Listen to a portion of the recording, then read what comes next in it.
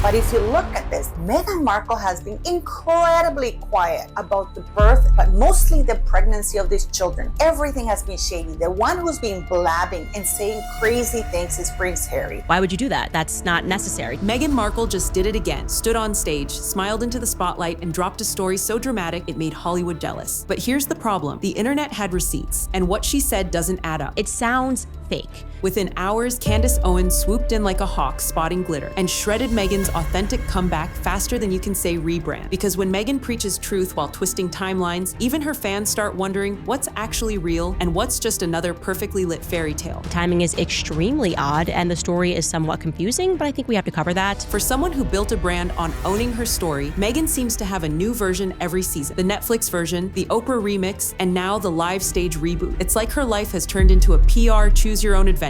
Except the ending always makes her the victim, the hero, and the misunderstood genius all at once. And Candace Owens, she wasn't having it. We would have to do a way deeper dive on that and see if there's more footage and pictures that are available, but you would anticipate. She called out the contradictions, the emotional theatrics, and the never-ending pity parade. Because at this point, Meghan's authenticity feels less like empowerment and more like performance art with a royal budget. And when someone finally stands up and says it out loud, the whole mask starts to crack. But trust me, the birth story detail Candace caught isn't just embarrassing, it's explosive. And what happened after that moment might be the biggest PR disaster Meghan's faced yet. But that's just the beginning. Put up a camera, fixate it, and then both of you start twerking. Because in her mind, she was thinking, I'm gonna release this later in a Netflix doc or release it later to show people how relatable I am. Otherwise, you can have a cute moment with your husband without recording it. Like, why would you record this for any reason? Why would you record this in the hospital? It started with what sounded like a heartfelt confession. Meghan Markle standing center stage, voice trembling just enough to look real, retelling the miracle of her child's birth. The crowd melted, cameras flashed, but hours later, eagle-eyed viewers noticed something was off. Dates didn't match. Details had quietly changed from past interviews. And that's when the whispers turned into fire. Was Meghan rewriting her own motherhood story for sympathy points? To most people, motherhood is sacred. To Meghan, critics claim it's apparently a marketing pitch. Another chapter in the Saint Meghan franchise she keeps editing whenever reality disagrees with her script. Candace Owens didn't need long to pounce. She called it out for what millions were already thinking. When your truth changes every time the cameras roll, maybe it was never truth to begin with. The accusation hit like a thunderclap because it touched the one thing Meghan trades on, credibility. And you're wondering, why does her age matter at all? Because her age would also have an impact on her ability to have children. Because if Meghan Markle is 4 years older than what we have been led to believe, it makes it even more difficult to believe that she was able to get pregnant so quickly. Suddenly, her authentic comeback looked less like growth and more like a desperate rewrite, a cleanup job dressed as empowerment. And once people began digging, they found digital ghosts, deleted blogs, vanished posts, missing photos, every trace of a life too imperfect for her glossy new image. What was once vulnerability now looked like strategy. The more she polished, the faker it all felt. But as Candace peeled back the layers, she hinted this wasn't just about a story. It was about a pattern far darker than anyone expected. When Meghan dropped that new detail about her baby's birth, it sounded innocent until people started replaying her older interviews. That's when the internet detectives clocked it. She'd quietly rewritten one of the most emotional stories of her life. In her new version, the setting changed, the timeline blurred, and the tone flipped from raw struggle to polished perfection. Her father claims that she was born in 1981. So if she was born in 1981 when Yasmin did that commercial,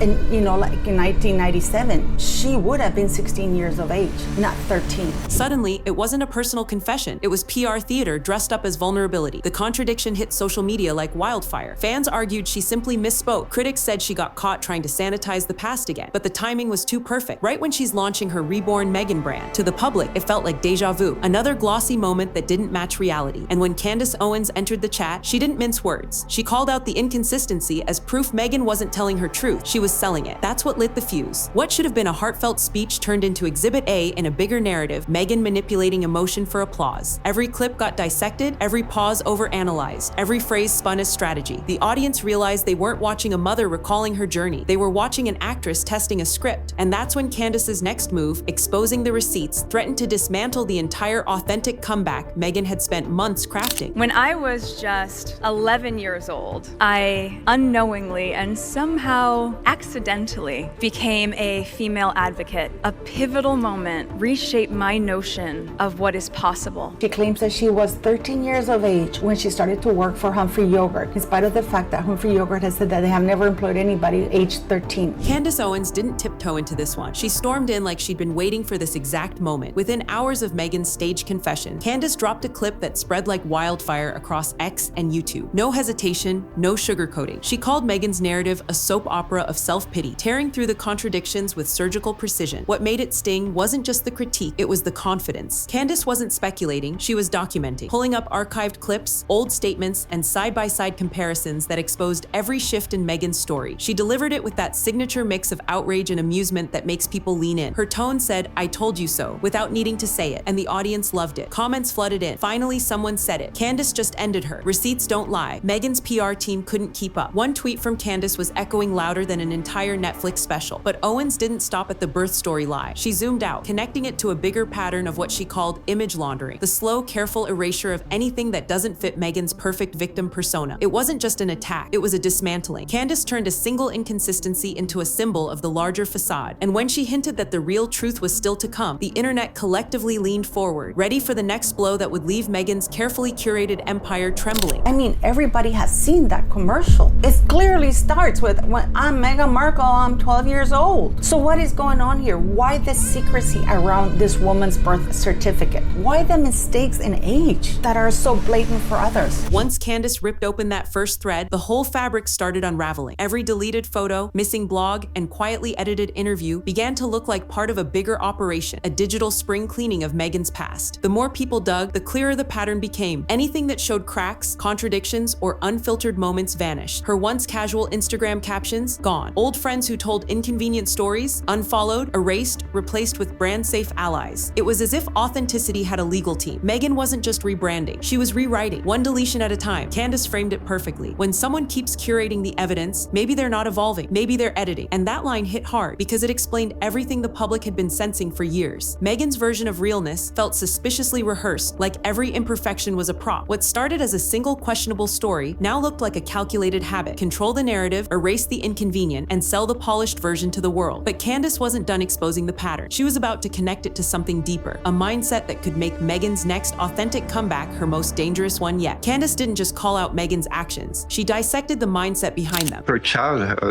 was with me. There's nothing original here. I hope you're having the best birthday you've ever had. Thank you for everything. Which is really such a fake. According to her, this wasn't random behavior. It was the signature of someone obsessed with control. Every post, every pose, every word Meghan releases feels filtered through a focus group in her own head. It's not spontaneity, it's strategy. Candace painted a portrait of a woman terrified of imperfection, terrified of losing grip on how she's seen. To her, Meghan's not chasing authenticity. She's chasing applause disguised as truth. And that's the irony. The more she tries to look relatable, the more robotic she becomes. Candace compared it to a performance addiction, where the spotlight becomes oxygen and validation replaces vulnerability. It's not that Meghan can't be real. It's that being real doesn't test well with her brand. The tears, the trembling voice, the dramatic pauses, they're all choreography. And once you start noticing the pattern, it's impossible to unsee it. Candace framed it perfectly. She's not sharing her story, she's producing it. That one line summed it up. Meghan's not living a life, she's directing a series. And the scariest part, she's convinced it's real. Once Candace dropped her tape, the internet detonated. Clips from her segment flooded every feed. Commentary channels, gossip accounts, political threads, all dissecting Meghan's so-called birth story reveal. Hashtags erupted overnight, mixing royal drama with pop culture chaos. One side defended Meghan as a misunderstood mother. The other hailed Candace as the only one brave enough to say what everyone was thinking. Memes appeared within hours, splicing Meghan's tearful speech with Candace's sarcastic clapbacks. News outlets couldn't resist the clickbait goldmine, framing it as authenticity versus accountability. This is a copy of 17 magazine, and it was published in March of 1997. In it, it mentions our Megzy is from Los Angeles and that she was 21 years old at the time of publication. That would make her birth year at around 1976. And that's when the narrative spiraled out of Meghan's control. Every word she'd ever said was suddenly under a microscope. Old footage resurfaced, timelines were cross-checked, contradictions cataloged like evidence in a courtroom. The story stopped being about a single lie. It became a referendum on Meghan's entire brand. Candace didn't just spark debate, she hijacked the conversation. For the first time, Meghan wasn't dictating the narrative, the public was. The louder her team tried to steer the the story back to empowerment, the more people laughed, and as the views climbed into millions, one truth became undeniable. The internet wasn't buying the performance anymore. As the storm kept building, one name started trending alongside Meghan's: Harry. He wasn't even on stage, yet somehow he ended up in the crossfire. Every headline, every tweet asked the same question: how long can he keep defending her? For a man who once vowed to protect his family's privacy, he's now trapped in a spotlight brighter than ever. Each time Meghan's story shifts, Harry's silence screams louder. The public started seeing him less as a prince and more as a bystander in his own life, a man watching his reputation evaporate while trying to keep peace at home. Candace didn't spare him either. She suggested his loyalty had turned into blind obedience. The internet agreed, calling him the royal hostage of Hollywood. It was brutal, but it hit a nerve. Harry's every expression, from interviews to paparazzi shots, was reanalyzed for hidden frustration. Meghan's controversy had become his burden. What began as her image war was now eating away at both of them, and for the first time, cracks were showing, not in her brand, but in their unity. The question wasn't just whether Meghan could recover, but whether Harry still wanted to fight beside her. The press smelled blood in the water, and suddenly Meghan's empowerment tour turned into a full-blown damage control circus. Morning shows debated whether she'd misspoken or masterminded a sympathy stunt. Tabloids plastered split-screen headlines, Meghan crying on stage on one side, Candace smirking on the other. Even neutral outlets couldn't resist the rating spike. Every commentator had a theory: PR stunt, meltdown, or calculated distraction. What made it worse was the audience fatigue. People were simply tired of being told to believe her truth after watching it change so many times. What if Meghan Markle was adopted? What if there more to her birth